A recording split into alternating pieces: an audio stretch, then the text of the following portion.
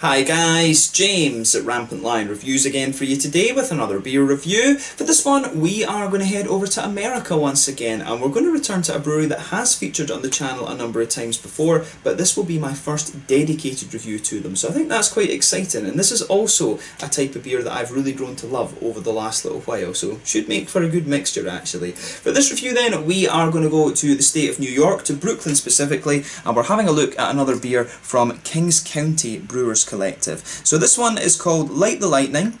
It comes in at 9% ABV, and this one is an Imperial coffee stout. Apparently the coffee beans in this one are from Spectrum Coffees in Brooklyn, and it's Colombian and Honduran varieties that they've used for this one, which should be really interesting. So yeah, if you guys have been watching the channel for a while, you will know that I love coffee stouts, and a lot of that came on the back of the Key and the Sidamo Dim 2 that I tried from Dugas Brewery up in Gothenburg. You know, coffee beans are a really fascinating adjunct. They've got all these different little nuances to them. It's kind of like hops in a way, I guess. So coffee beans for me are probably one of my favourite adjuncts to actually put in Imperial stouts and things like this. So yeah, this one should be really interesting. I do genuinely think that Dugas Brewery are one of the best Imperial stout producers generally in the world. But their coffee stouts have always particularly impressed me actually, so I would love to see them do more of those. But it's always nice to try coffee stouts from different breweries, of course, as well, and try and find some other very good producers too. I know there are some really good ones out there, and I've not had too many coffee stouts from America actually, and I know that the style is pretty popular over there. So do give me some recommendations in the comment section below, guys. I'd love to know which breweries to look out for in America when it comes to this particular style. But yeah, Kings County Brewers Collective, I think I've had collaborations from these guys involving Amar in Copenhagen, Amundsen in Oslo, and Stig Bergets in Gothenburg. I have had quite a few Scandinavian collaborations involving this brewery, but like I said to you, this is the first time I'm doing a dedicated review to them, which is pretty cool. When I'm over in the States next year, COVID permitting, I will see about getting out to Kings County Brewers Collective and having a look at their tap room and stuff. Maybe I can organise an interview with them and do that as a kind of meet the brewery segment actually. I would love to do that actually, so we'll keep an eye out for that and see what we can do. But yeah, definitely nice to be able to do a dedicated review to these guys. One of my favourite styles as well, and it looks like it's going to turn out to be quite a nice beer. It is quite highly rated. It was into the 4, I think it was 4.1 or something like that. It had an Untappd when I had a little quick look earlier on, so should, fingers crossed, be a very good beer. But yeah, let's see how we get on with this one then. So as always with my reviews, I'll tell you a little bit about the brewery before we taste the beer. If you want to get straight to the tasting, just fast forward. All the usual links are in the description below. That's the brewery website, the link to my other reviews that I've done from KCBC before, and hopefully we can add more to that list in the near future. There's all the usual social media down there as well. If you want to see more reviews, do please consider subscribing to the channel. The whole channel of course has a geography based tagging system, so you can go into the home page and search for beer based on country, city, state, county, province, prefecture, whatever it is you're interested in. Do check out the playlists of beers from different countries. There is one there for all the American beers that I've reviewed for you. That's constantly being added to, and as always, please do get in touch and let me know some of the other beers and breweries that you guys would like to see me review. It's always great to hear from you guys that are watching the videos, and the support that you show the channel is hugely appreciated. Incidentally, for those of you that are interested, I bought this beer at Kiosk in Copenhagen, who always have a very good selection of American beers. But yeah, on to the history notes then, to tell you a little bit about Kings County Brewers Collective. So KCBC, as they're known, as I've mentioned to you already, are based in Brooklyn in New York, and it was founded by 3 guys. This is Tony Bellis, Zach Kinney and Pete Lengyel. So Tony comes from a background in management in the services and retail sector, while Zach has a background in advertising, and Pete spent a number of years working as a microbiologist. So they do have a good pedigree of experience in there. So Tony and Pete apparently met in various home brewing groups. Pete previously completed a brewing apprenticeship at Brooklyn Brewery, while Tony took a job as a forklift driver and keg washer at Greenpoint Beer before working his way up to being the lead brewer. So the pair sat down together and wrote up a business plan, and then they invited Zach to join them, who was one of their classmates at the American Brewers Guild in Vermont, and then they agreed that combining their skills would form a solid base to create a brewery, and they have done very well as a result of that. So they settled on the Bushwick area of Brooklyn to set up their brewery, and this area's had a really strong brewing tradition owing to the number of German immigrants to the area, and apparently these guys in this area, they produced at one stage 10% of all the beer and 10% of all American beer. I think it was in 1900 they were saying 10% of the beer brewed in all of the US was brewed in this Bushwick area. I'm not sure about that. It might have been that 10% of the beer was brewed by German immigrants throughout the States. I'm not sure exactly what they were meaning with that actually. But in 2016 they signed a lease on the warehouse on Troutman Street, and they've been continuing to grow the capacity of this brewery ever since. I don't know exactly how much they're brewing these days. It's very difficult to actually find brewing capacity figures for a lot of the breweries over in the States, but they have been kind of expanding ever since, and they do have an on-site tap room that you can go and visit as well actually. So yeah, pretty impressive facility when you look at it, and as I say, a very well respected brewery within the New York area. As of September 2020, when I'm filming this review for you, these guys have produced around 400 different kinds of beer. I think the exact number when I checked was 396, and they are a brewery who are starting to get their name out there a little bit more in Europe. I'm not sure if they have been, if their beers are getting out to like Australia and New Zealand and to Japan and Korea and stuff like this as well, but yeah, these guys are fairly well known. I think they might have been in Hong Kong actually. I'm sure I saw one of their beers, at least a collaboration involving them, on tap in Hong Kong when I was out there in summer of 2019 actually. So yeah, not sure about that, but yeah, definitely, as I say, a very well respected brewery from the New York area. There's a lot of good breweries in the New York area these days. You know, you have the likes of Finback, you have you know, Other Half, Kings County Brewers Collective, Bronx Brewery. There's loads of really good stuff in the New York area, as I said. And like I said to you, COVID permitting, I will be in the New York area next year, so I will be doing a few out and about videos for you. I will see about setting up some interviews. I know that Fifth Hammer Brewery, the guy there was like saying to me that he would do an interview. I just need to contact him a bit closer to the time, of course, but yeah, we'll see what we can arrange for out and about videos in New York actually. That's going to be cool to film a few more out and about videos over in the States. So yeah, that's all I can really tell you at the moment about Kings County Brewers Collective. If you do want to learn more about this brewery, you can check out the brewery website in the video description below. You can follow them on Facebook and Instagram to keep up to date with all the latest goings on, and you can of course check out the Rate Beer, Untappd and Beer Advocate pages there too. I will try and remember to put the Spectrum Coffees link in the description below as well actually. So yeah, let's have a little look at this one then. I'll just let you have a little look at the artwork of this before we open it up. I think it's really, it comes across really, really nicely. The beer itself, I think the artwork on this, you can see Thor's Hammer Mjolnir. I think that is really, really nice. But there you can see at the bottom the Kings County Brewers Collective symbol there. But yeah, really, really nice looking can, this one. I will be keeping this for my display that I'm going to have behind me in my new apartment. That's definitely something that's on the cards. But yeah, let's get this guy out then and we'll get on with the tasting. An Imperial Stout with coffee. 9%, it's got Eureka hops in it as well. Those are really interesting in terms of adding red fruits and things to the beer. But yeah, this one is 1 American pint, which I want to say is 473 millilitres. I don't know why the Americans don't just kind of use the metric system. It's a lot easier than using pints and quarts and all of these things. It's based on water as well, you know, the universal solvent, the main component of your beer. I wish America would kind of use the metric system. It makes a lot more sense. I complain about that on every American video that I do though, so yeah, you guys are probably sick of me saying that now, but there we go. But yeah, as you can see, this one looks nice. We've got about 2/3 of the beer in the glass there. That should be enough for the moment. Let me just stick a bottle cap under there, because this is one of the things when you get shiny cans like this, the camera always hates them. We'll just stick a bottle cap on there so you can actually see the can and the artwork quite nicely. But yeah, as you can see with this one, and as you'd expect from a coffee stout to be honest with you, this one has poured black as night. Yeah, there is a little bit of a kind of Coca-Cola coloured edge to this one when you shine the light through it, but yeah, this beer, it's ebony, it's black as night, however you want to describe it. You're not going to get many beers that are darker than this actually. But you can see when it poured with about a 1/4 finger of a frothy kind of medium tan head. There's 1 or 2 big bubbles sticking towards the side of the glass, a few little ones going up towards the bottom of that head there, but I mean overall it does look very, very nice. There was no light coming through this beer, but you know, that is to be kind of expected when the beer is this colour actually. So yeah, let's have a little look at the aroma then and see how we got on. Nothing particularly surprising about this beer in terms of its appearance when you consider what style it is. So yeah, let's have a little look at the aroma on this one then. This one smells very, very nice. It's one of these ones, you know, it's got a real kind of depth to it, if you like. As I said to you, I think it's Honduran and Colombian beans that they've used in this one. So I mean, it has the thing with coffee beans is it's all about the meters above sea level at which the bean is grown, because the higher above sea level you grow them, apparently the more common it is to get like aromatic and fruity and citrusy type flavours and aromas from them. And yeah, a lot of these countries in South America have a very, very high altitude. I'd love to get down there and actually visit South America, somewhere I've never ever been.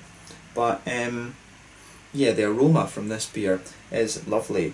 So the coffee that comes out of this one for me, it's got a real, the coffee on this one, it's quite complex, and it must just be because there's two different types of beans in this one. So I get out of the coffee, and we're only talking about the coffee beans now, I do get a little bit of aromaticity out of it. It definitely has a little bit of that. There is a wee touch of a red fruitiness. You also get some kind of grassy floral notes from it as well. The roast is really nice and smooth actually. You don't get too much earthiness out of this one. It is just a kind of very, very smooth roast. But like I say, some nice kind of floral aromatic-y notes. There's a good bit of a red fruity character to it, and there's also just a wee citrusy edge to the coffee as well. But the coffee kind of sits there in the whole backbone of the beer. This one has a lovely, this one has a lovely kind of brown bready base to it, which I think is really, really nice. I like that about it.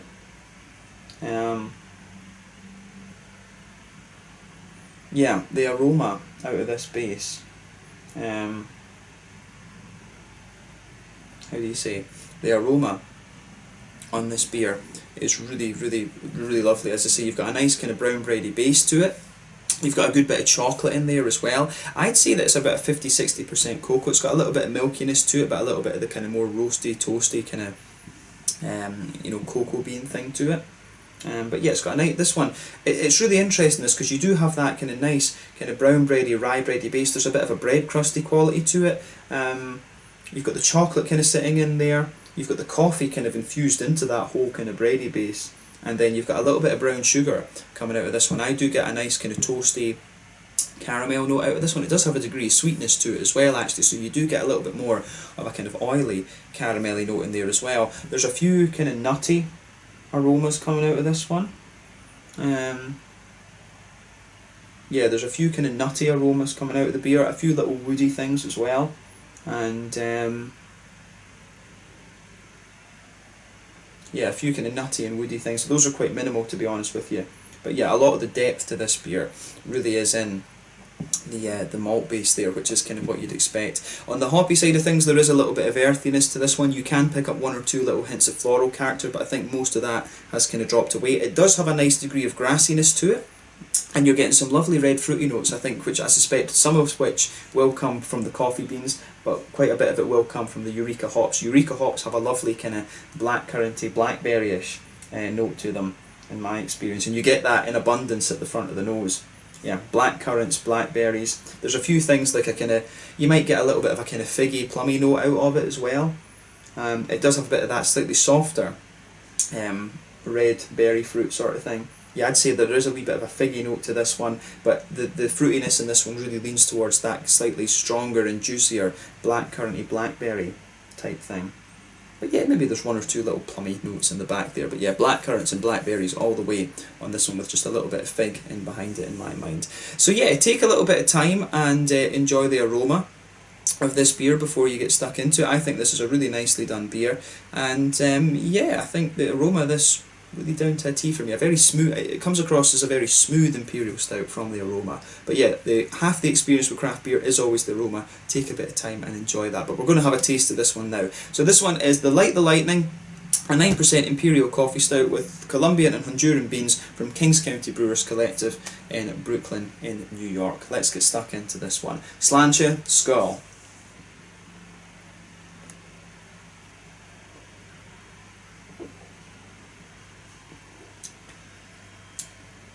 Oh yeah, that's nice. I will say straight away, that's a solid beer.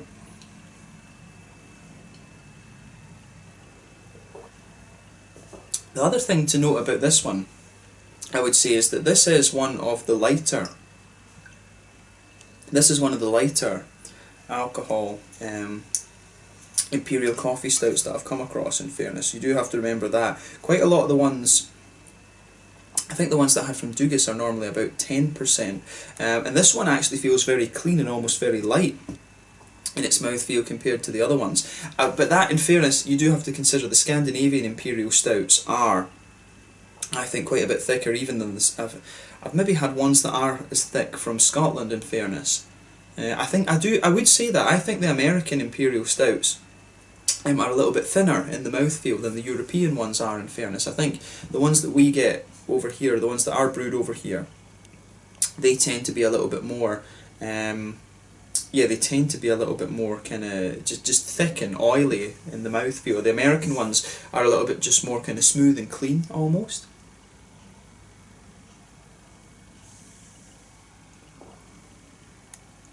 But I suppose the other thing you have to consider is that with the amount of pastry stouts and things out there now, people are becoming more accustomed to a slightly thicker mouthfeel when it comes to the Imperial stouts. I mean, you could say the same about the IPAs now. Because of the New England haze craze, people are accustomed to less bitterness in beers than they were when the West Coast IPAs were king.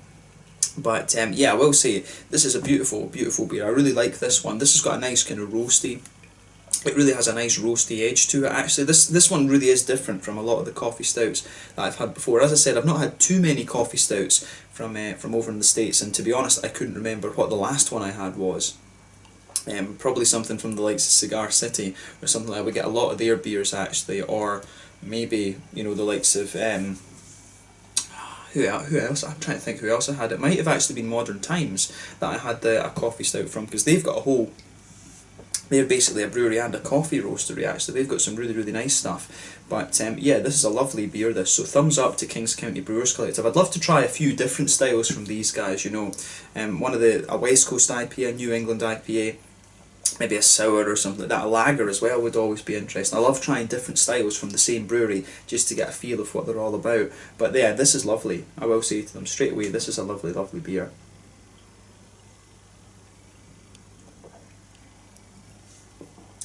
So yeah, where do we start with this one then? So straight away with this beer, you can feel a little bit of that roasty backbone to the beer. It feels like a very well fired bread crust. If you talk about the middle third of your palate and the back third of your palate, you get that lovely kind of well fired bread crusty quality. That just blankets the middle of your tongue. If you go towards the back third of your palate, you can feel the roastiness, I think, is a little bit more kind of intense there. Sitting on top of it, you know, just sitting on top of it, you have the, just sitting on top of that, you can feel it's got a little bit of a more kind of bready thickness to it. There is a kind of brown bready type feel to this beer.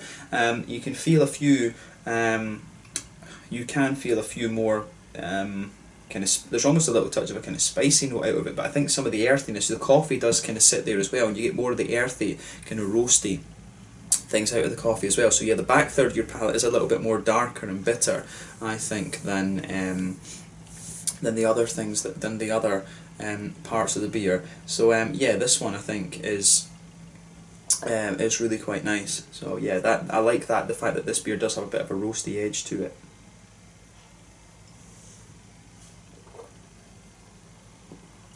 But yeah, as you move into the middle third of your palate, that's when you start to get a bit more of the sweetness out of the beer.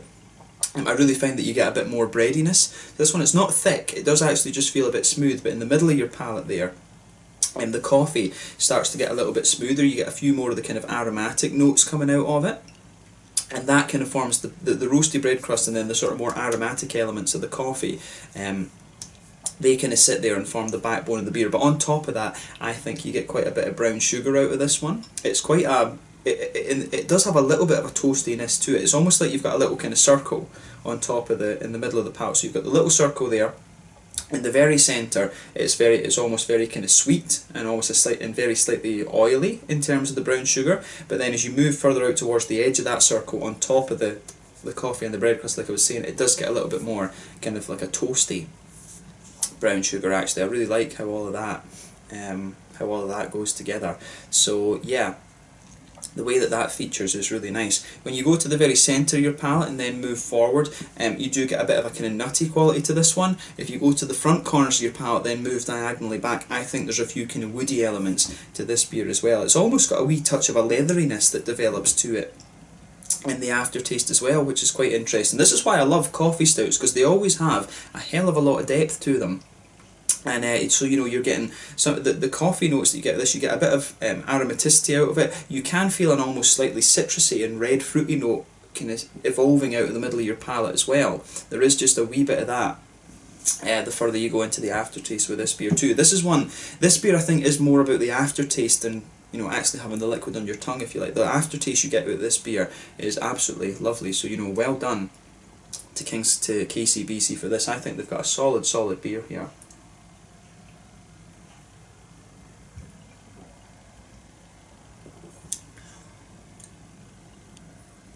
Yeah, I really like how this goes together. Big thumbs up for me. And it's all about getting a solid malt base and having a good blend of flavours, and this one really does have it. The chocolate that you get out of this as well is quite interesting. The chocolate does kind of sit there in the middle of the palate, and I think, yeah, it's probably about a 60-70% cocoa chocolate that you have to this one. It almost feels a little bit dry and powdered in terms of the chocolate as well, which is interesting. So yeah, thumbs up, as I say, to KCBC on this one. I like what they've done here. On the hoppy side of things, back corners of the palate, you do have a little bit of quite a strong earthiness to this one. That builds a good bridge between the roastier aspects of the coffee and the back third of your tongue. But yeah, as you come further forward along the sides of the palate, that smoothens out a little bit. You get a little touch of a floral aromaticity on the front corners of the tongue. Then round the very front curve of the palate, the beer just gets a little bit lighter and more grassy, which is quite nice. Behind the front curve of the tongue, though, on the front third of your palate, that's where you get that nice oily bubble, where the juicy fruity esters push their way out of the beer. So I like how that goes together as well.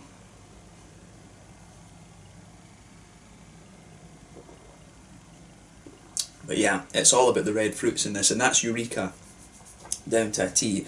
I've only had Eureka.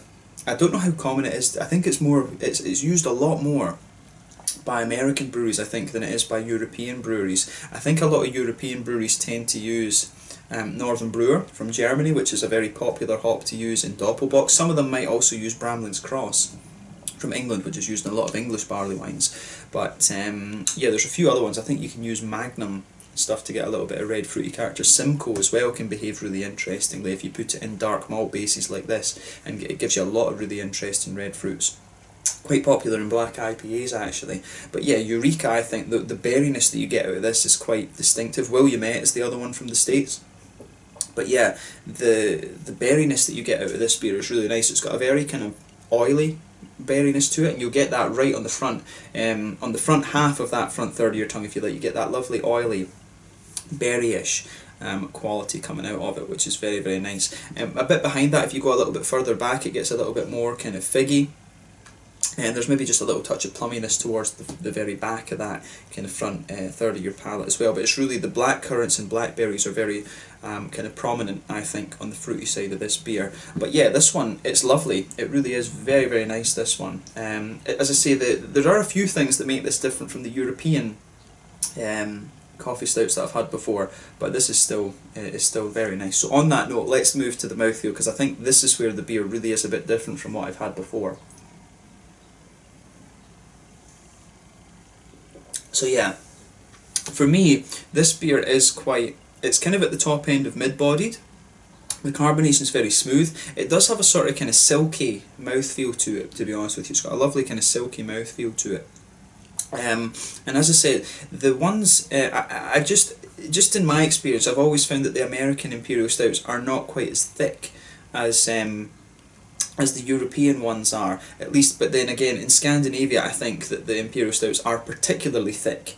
I think it's something that really has taken hold in the brewing here, is to have a very, very thick Imperial Stout, you know, double mashes and all of this kind of thing. So yeah, the Scandinavian Imperial Stouts from the likes of Amar, Stigbergets, Amundsen, who else is, you know, Omnipollo, all of the Imperial Stouts that we tend to get are very, very thick. So this one for me comes across as more kind of silky and almost quite light by comparison. So Americans might say, "Oh no, this is very, very thick," and I've had quite a few Imperial Stouts from the States, and this one, you know, if I compare this to from what I remember of the likes of 1050 and all the, you know, the other quite well known Imperial Stouts, this one is about the same mouthfeel as that, but I find this one to be very, very slick, but a little bit light.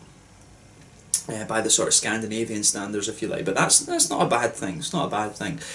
In terms of bitterness and things, I think this beer has to be at least 70 IBUs. I think it is about that. You're getting bitterness from the coffee. You're getting a bit of bitterness from the hops and things as well. The malt base and the way the coffee interacts with that is lovely. In this beer, it's very, very smooth, and that sort of adds to the silky mouthfeel that the beer has. There is a good degree of sweetness to it as well, which I think is really nice.